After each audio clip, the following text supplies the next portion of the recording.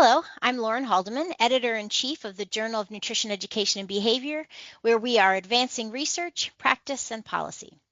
Each month, we select an article to feature as a press release with an accompanying podcast. And today's podcast article can be read in full at www.jneb.org for free for the next 3 months. And today I'm really happy to be speaking with Dr. Lindsay, who's the corresponding author for the article titled Impact of a Program to Improve Nutrition, Body Image, and Health-Related Behaviors for Women in Treatment for Substance Abuse. I'm really glad to have you with us today, Annie. Can you tell us a little bit about yourself?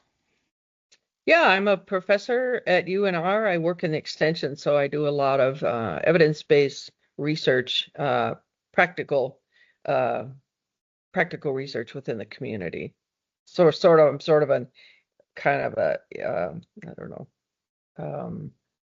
interdisciplinary professor Great. with a passion for community. Yeah. Wonderful. Thank you. So I'm really looking forward to this discussion about this paper. Can you tell us a little bit about the paper? So just give us a brief overview of the methods and the results.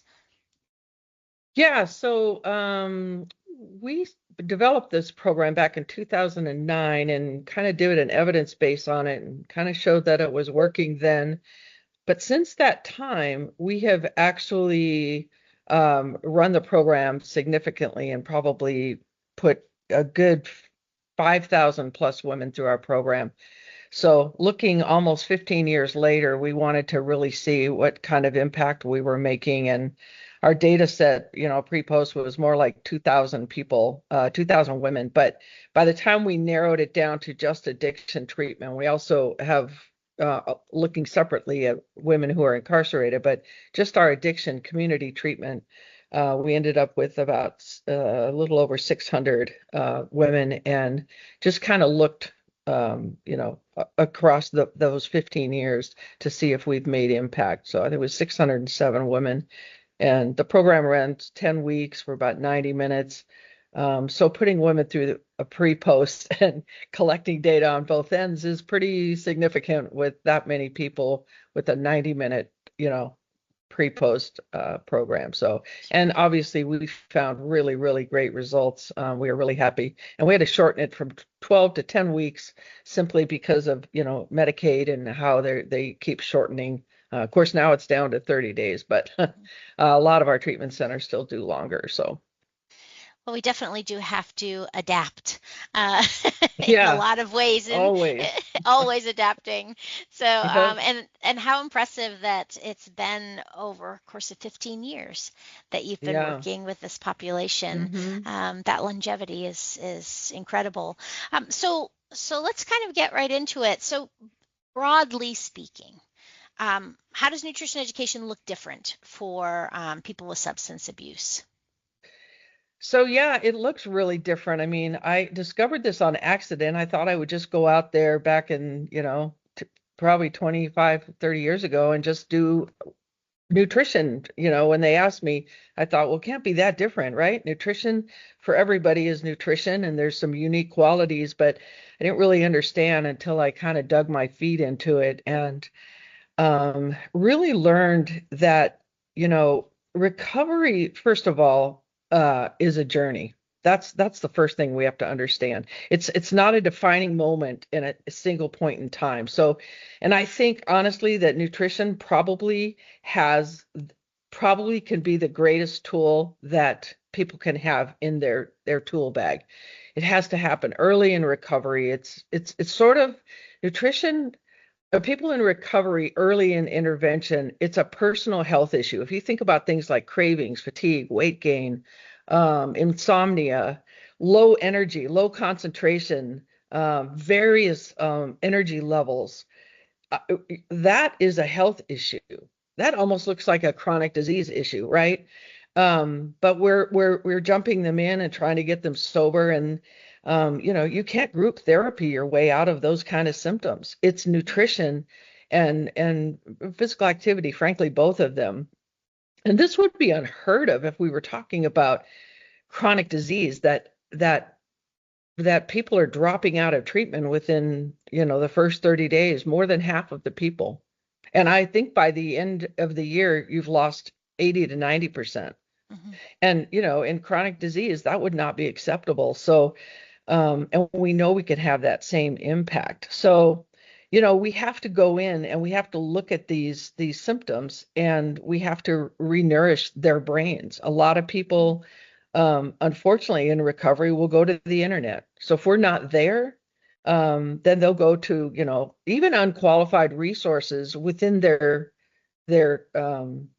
within their treatment centers. Everybody kind of wants to be an expert in dieting and nutrition and how to get the weight off. And so it really complicates it. And even worse, malnutrition is a huge one. That's probably one of the biggest ones that happens in there.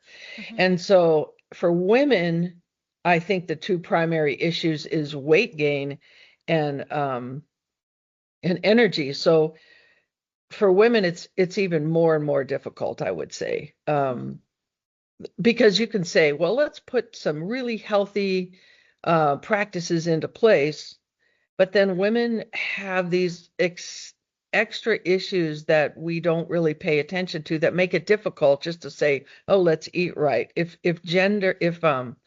energy and weight loss are their big concerns, then you can't just go in and say, well, just start eating better, Mhm. and and give them these really practical dietary guidelines and diet plans and things like this.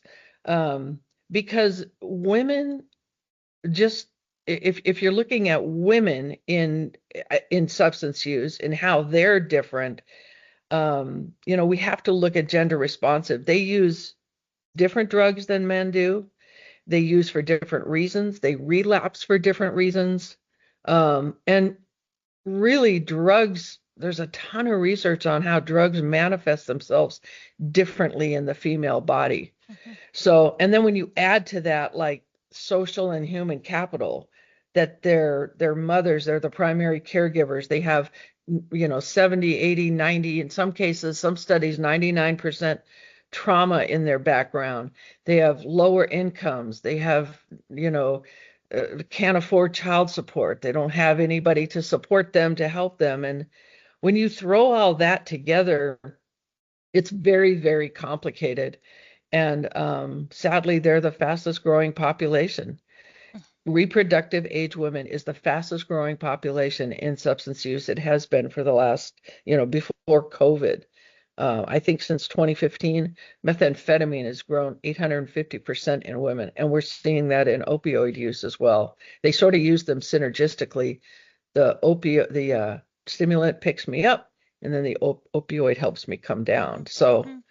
it's a lot. Mhm. And so even though nutrition is really important to a person in recovery, it's extra complicated when it comes to women. Mhm. Those are some staggering statistics. Sounds like Yeah. you've learned so much with working with this population, and you've touched on this a little bit, but I want to dive a little bit deeper into the curriculum. It's got a real big focus on psychosocial factors related to substance abuse in women. Can you talk a little bit about what that means and how you go about addressing these in nutrition ed? Yeah. So, I mean, I sort of mentioned that people with health related issues, which all come out in that first, I mean, they come into treatment and it looks like they don't want to participate, but really they're just the inflammation in the brain, from malnutrition and from poor nutrients and from substances that they've been using, makes them unable, no matter how hard they try. And so that's where we have to start. For women, I mentioned that one of the two big ones is weight gain and low energy. So if we don't, if we don't help them address those, people could think that that's super shallow, right? I've seen judges say, wait a minute, you relapsed because you gained weight, because you got fat. Well, every other girl in that courtroom that's waiting for her time to go before the judge is saying, I'm not going to tell him that's why, because he just shamed her to death. So, it's really something that is important to them. They can't talk about it. They're not going to talk about it in treatment. And unless we get nutrition folks in there to really help them, these are some of the issues that they're dealing with. And I can't tell you how many I've met. Of those 5,000 women, I met with every one of them for about 2 to 5 minutes. So I've heard 5,000 stories, and most of them are like, I'm really afraid when I leave here that my weight is going to be a trigger, or my lack of energy, usually the weight first. And the data shows that out of UCLA. They've done studies on this and really shown that that's the primary trigger. So now you have women in treatment with body image issues. They have weight concerns in the absence of their drug, right? So, and maybe they were using prescription Adderall or methamphetamine and kept them thin, and now they don't have that. You add the pressure, these psychosocial factors of like social media, the diet culture, right? Thin is healthy, fat is not healthy. Like we have this diet culture, the pressure to be thin. It's a formula for disaster for these women. And so they will self-medicate and use unhealthy dieting practices if they can't use their drug. And so this is a really interesting thing about dieting, is that exacerbates the issue and it works against their therapy and treatment. So it causes, here, just to give you an example of some of the side effects of dieting, which, I mean, as a dietitian, you probably know all this, but are things like low self-esteem, insecurity, mood fluctuations, affective problems, difficulty discriminating between and regulating moods, distrust in interpersonal relationships, poor impulse control, not to mention weight gain, weight cycling. These are the things that people go through when they're dieting. And these are exactly the things that the treatment provider is trying to help them through because of their drug use. So you have this, this conflict working against each other, and it will ultimately lead them to, disordered eating, which I use that term a lot because that would be the subclinical level of eating disorders, right? So I might be binging once a week for 3 months instead of twice a week, or I don't quite meet the criteria. But these women are doing, we've looked at the different methods. I think we published a paper maybe 10, 12 years ago and looked at the different methods of what these women will do to lose weight. And so some of these are subclinical levels, even though they don't meet the criteria insurance-wise. But, it's the same thing. And ultimately, it will lead to that. In fact, one more piece of statistic I'll give you is up to 35% of people with substance use will report eating pathology. And that's like 11 times the national average. Oddly, on the flip side of that, probably 50% of people with eating disorders report substance use, and that's 5 times the national average. So it's kind of they feed off of each other. There's something endogenous in the brain that allows them to feel the same way from both of those. So what do we do about that? Well, I think that's what this paper was about. We address it, better intake and risk assessment, obviously, from the providers, good screenings and referrals, professional development for our providers from nutrition people about these issues. So professional development for the clinicians, policy changes, obviously, environmental changes in those facilities, and also, to plug our program a little bit, nutrition education for those clients, which we think that anybody could teach those. And it has to address nutrition. It has to address physical activity, dieting, eating pathology, feeding, and body image. We have to talk about body image and obviously their weight concerns. So, yes. So many factors to consider that it's a lot.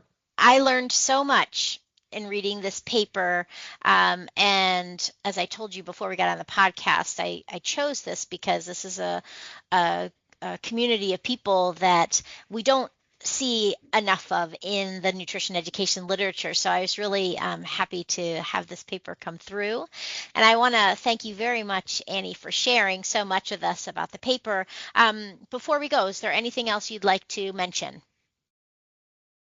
Yeah, I guess the only thing, first of all, shout out to my co-authors. Courtney Warren, for sure. She's worked with me for 20 years. She's a clinical psychologist, and she specializes in body image, in eating disorders and these psychosocial factors. So she's always been my go-to on that side. Of course, one of my staff members, Nicole Haldeman, she has managed a data set of 2.5 million people. 2.5 million data cells. And then Najat Eldabari, she is my go-to statistician. So shout out to them. And other than that, just really thankful that our community has allowed me to really make an impact on this population. And I would encourage nutrition educators to jump on board and be part of this bigger picture, and try to understand this population. Don't go in with, this is what I know, I'm a dietitian, this is what I know, and just push a nutrition box into a round human. So I suppose that would be my wrap up there. Great. Well, thank you for the words of advice. And to all of our listeners, remember you can read this article in full at www.jneb.org for free for the next 3 months.